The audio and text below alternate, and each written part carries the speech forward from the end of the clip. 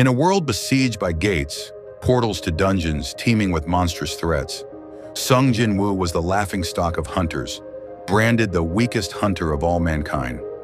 An E rank with meager strength, he scraped by on low-paying raids to support his comatose mother, Park Kyung-hae, afflicted by eternal slumber, and his younger sister, Gina.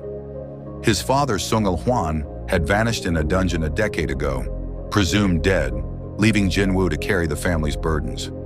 Bruised and bandaged, his boyish face framed by a worn blue hoodie, Jin-Woo endured mockery and mortal danger with quiet resilience, his heart unyielding despite his frail body.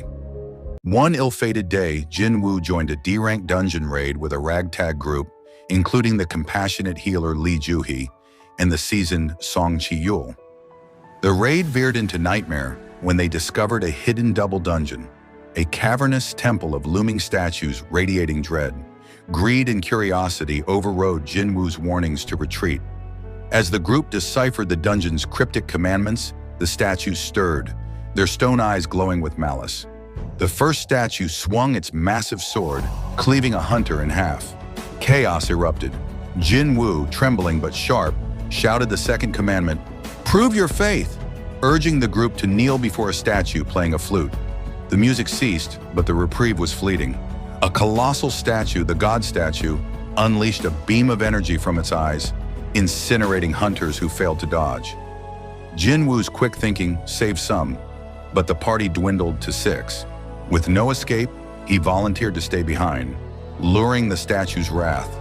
A stone blade severed his right leg, and another impaled his chest. As blood pooled beneath him, a digital interface flickered into existence. The system, offering him the role of its player. With his last breath, Jin-Woo accepted, and darkness claimed him. He awoke in a hospital, miraculously whole. The system, a game-like overlay only he could see, granted him the unprecedented ability to level up, unlike other hunters whose powers were static. It presented a status window, tracking strength, agility, stamina, intelligence, and sense. An inventory, a quest log, and skills. His first daily quest demanded 100 push-ups, sit-ups, squats, in a 10-kilometer run, with failure promising a deadly penalty. Gritting his teeth, Jin-Woo completed it, earning stat points and a key to an instance dungeon at Hapjeong Station. There he faced steel-fanged Lycans, their claws glinting in the subway's dim light. Fear gripped him, but the system's healing with each level up fueled his courage. Wielding a salvaged sword, he slashed through the beasts, his movements growing sharper with each kill. Blood splattered the tiles as he dodged and struck, reveling in the thrill of survival. Each victory boosted his stats, igniting a spark of hope. Jin-Woo's growth accelerated as he tackled more dungeons, investing points in strength to transform his scrawny frame. In a C-rank dungeon, he faced the blue venom-fanged Kasaka, a serpent with scales like sapphire and venom that could paralyze in seconds. The beast's coils constricted around him, its fangs grazing his shoulder. Pain seared through him, but Jin-Woo's enhanced agility let him slip free. He analyzed its movements, noting its reliance on lunging strikes. Feinting left, he drove his sword into its underbelly, then slashed its throat, venom spraying as it collapsed. The system awarded him the title Wolf Assassin and a dagger, Kasaka's Venom Fang, which became his signature weapon. He hid his growing power, wary of scrutiny. Financial desperation led him to a C-rank raid led by Hwang Dong-suk, a duplicitous hunter who planned to betray the team for profit. Jin-Woo met Yu Jin-ho, a naive D-rank heir. When Dong-suk sealed them in a dungeon with his crew, Jin-Woo's B-rank strength shone. Dong-suk's men lunged with swords and magic, but Jin-Woo was a blur. He parried a blade with his dagger, snapped a mage's wrist, and crushed another's skull with a single punch. The boss, a giant spider, fell to his precise strikes, its legs twitching as he carved through its exoskeleton. Jin-ho, awestruck, pledged loyalty, proposing they clear low-rank gates together. Jin-Woo saw a chance to fund his mother's care while sharpening his skills. The job change quest was his crucible. Transported to a Colosseum-like dungeon, Jin-Woo faced Igris, a blood-red knight clad in demonic armor. wielding a long sword that hummed with menace. Igris charged, its blade a crimson arc. Jin-Woo dodged, but the knight's speed was relentless, slicing his arm and grazing his ribs. Blood dripped as Jin-Woo countered with Kasaka's venom fang, sparks flying as steel met steel. Igris's strikes were precise, each blow rattling Jin-Woo's bones. Outmatched, he relied on instinct, using the arena's pillars to evade and strike.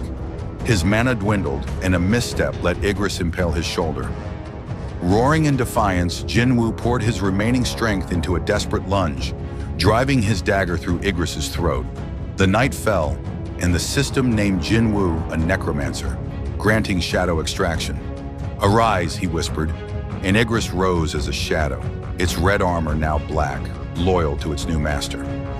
By Season 1's end, Jin-Woo was an A-rank hunter, his physique chiseled, his eyes occasionally glowing purple. Yet his humility endured, driven by family and a quest to unravel the system. Season 2, Ascending to Legend. Season 2 began with the Red Gate arc, testing Jin-Woo's leadership.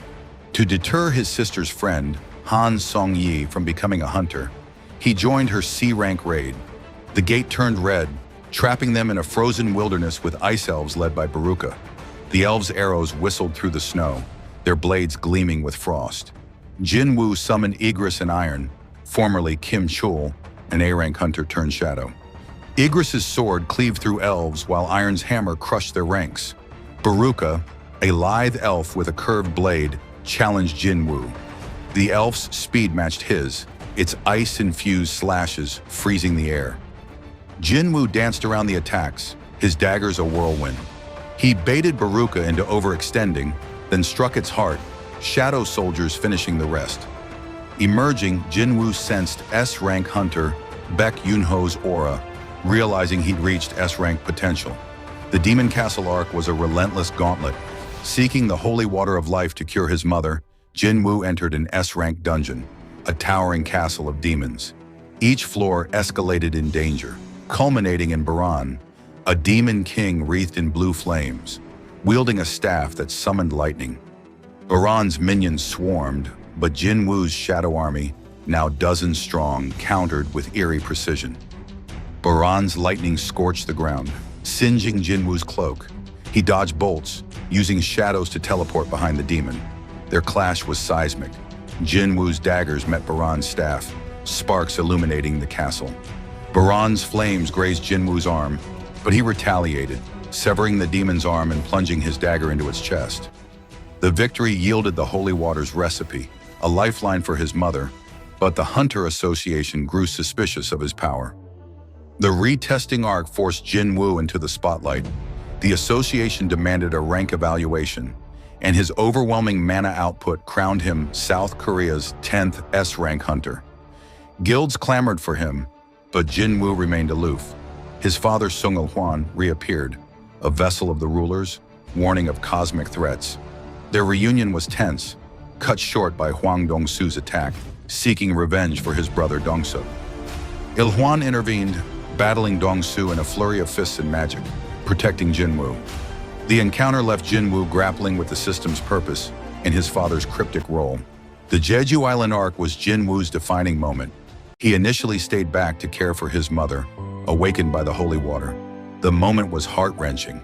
In a quiet hospital room, Jin-Woo sat by Park Kyung-hai's bed, her face pale but serene. He administered the potion, his hands trembling with hope. Her eyes fluttered open, meeting his. "Jin-Woo, you've grown so much," she whispered, tears welling. He hugged her, years of fear and duty melting into relief, his stoic facade cracking as he smiled, a rare softness in his glowing eyes. Gina joined them, the family whole again, if only briefly, but duty called. A dungeon break on Jeju Island unleashed the Ant King, a colossal insectoid monarch that butchered S-rank hunters. Jin-Woo teleported to the island, his black coat billowing. The Ant King, its exoskeleton gleaming, tore through hunters with claws and mandibles. Jin-Woo's shadow army, 100 strong, including Igris and new elites, swarmed the ant hordes, their shadowy forms a tide of death. The Ant King lunged, its claws rending the earth. Jin-Woo dodged, his agility superhuman, and countered with twin daggers, each strike chipping the beast's armor. It roared, spitting acid that burned Jin-Woo's arm. He mocked it, just an insect, and teleported above, plunging his daggers into its skull. The Ant King fell, and Jin-Woo saved survivors like Cha Hai-in, whose unique condition drew her to him. His victory made him a national hero. In the aftermath, Jin-Woo faced the monarchs of Fangs and Frost, their presence hinting at a looming war. Il-Huan's warnings in the system's quest pointed to Jin-Woo's destiny as Ashborn's heir, the Shadow Monarch. No longer the weak E-rank, he was a muscular warrior, his purple eyes a beacon of power, yet his mother's embrace grounded him. The stage was set for a cosmic battle, his shadow army ready to follow their king.